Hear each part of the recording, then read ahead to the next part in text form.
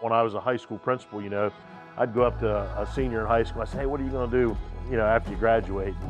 And a lot of times they'd say to me, I don't really know. Well, I think if you went up to a sophomore at New Lexington High School and you said, what are you going to do after you graduate? I think they'd tell you about what they're doing now. I think they'd tell you about what they're going to do before they graduate to get ready for what they're going to do after they graduate. And I think that's pretty cool.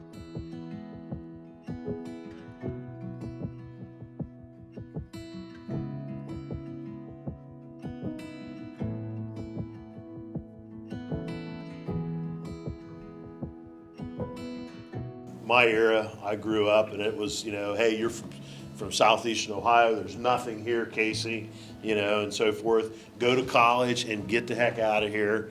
And if you make some money, send us back some money, send us back a check.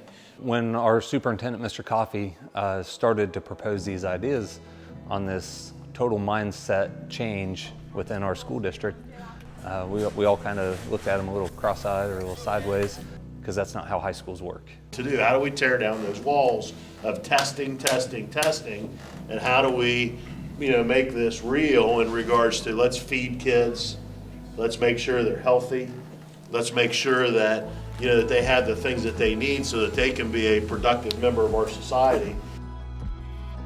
We have different career pathways that students can enter into to help them get to graduation.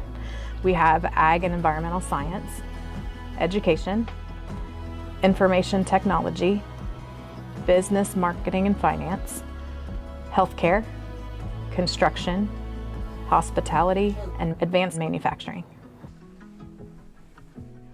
It shows up like the whole EKG over here that you would actually read, and then over here you can actually see how the heart would react in that type of heart attack. So, I always knew phlebotomy was kind of like a program offered.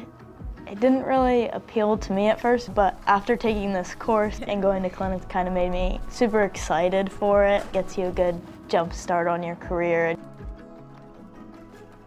Pull that safety switch to the side, that way you can handle. So we have 4 feeder classes that are introductory students. They include masonry, plumbing, electrical, and a carpentry class.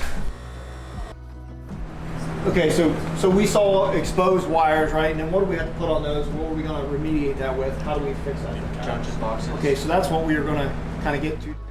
So the Cavalry Arts group came to us with an older building and saying, it's kind of dilapidated, needing some updating. But this building is extremely unique because it really encompasses nearly all of our trades that we're teaching in the classroom. On here, 12 wire is going to be your second. I would say it's as organic as you can get to teaching and learning.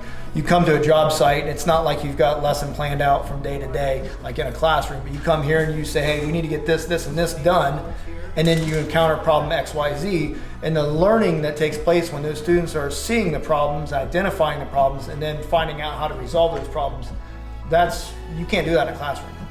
I like doing this type of stuff. So I want a job that I know what I'm doing, and I'm just not sitting there doing nothing. I like to be active.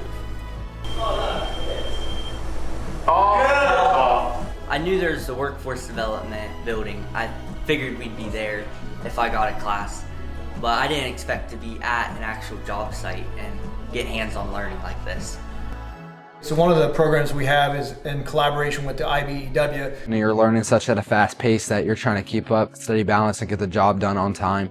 But it's definitely beneficial as, once you're working on site at such a young age that once you go on site when you're older, you're going to be very mature about things and know how to handle the pressure.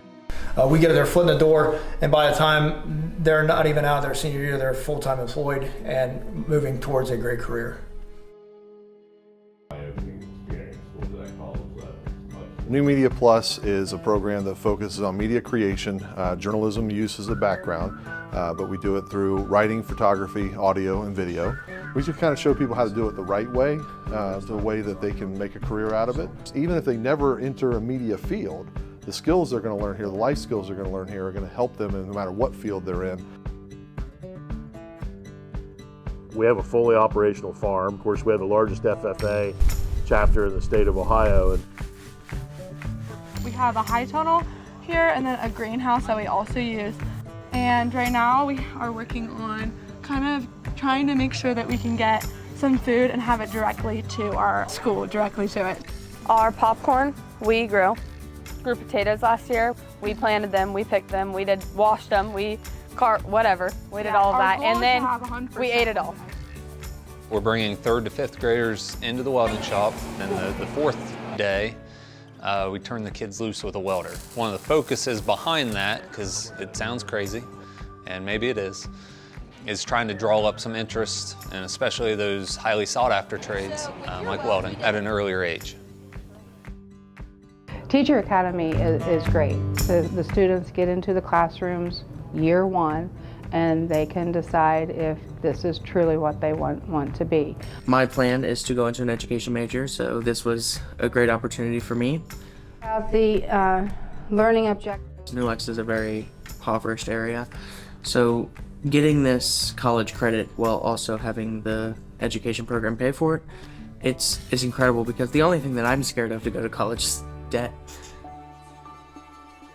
Middle school is kind of that time that starts in 7th grade where you try to get them kind of interested in some of the different topics. So if we can get them to see how those relate to a career, then maybe they could be able to pick their classes a little bit better in high school, where they want to concentrate. When they're able to go through and 3D print something and actually create it on the screen and then see it for real, it kind of makes it kind of more tangible for them. The FANUC certification that they're getting in my class, to go and get that from FANUC is $2,500, and they're getting that for free by doing this. They can use those certifications and go to one of our local factories and actually get a job with that, making $20 an hour, or they can go on to college and go into an engineering type of program or a robotics program. Early on, when we were placing students or trying to find a place for them, businesses were very vocal in what they needed in a worker. So we started a business advisory council. You know, when you think about 60 plus businesses on our business advisory council, you know, that's incredible. For New Lex in particular, you kind of see where students want to go after high school.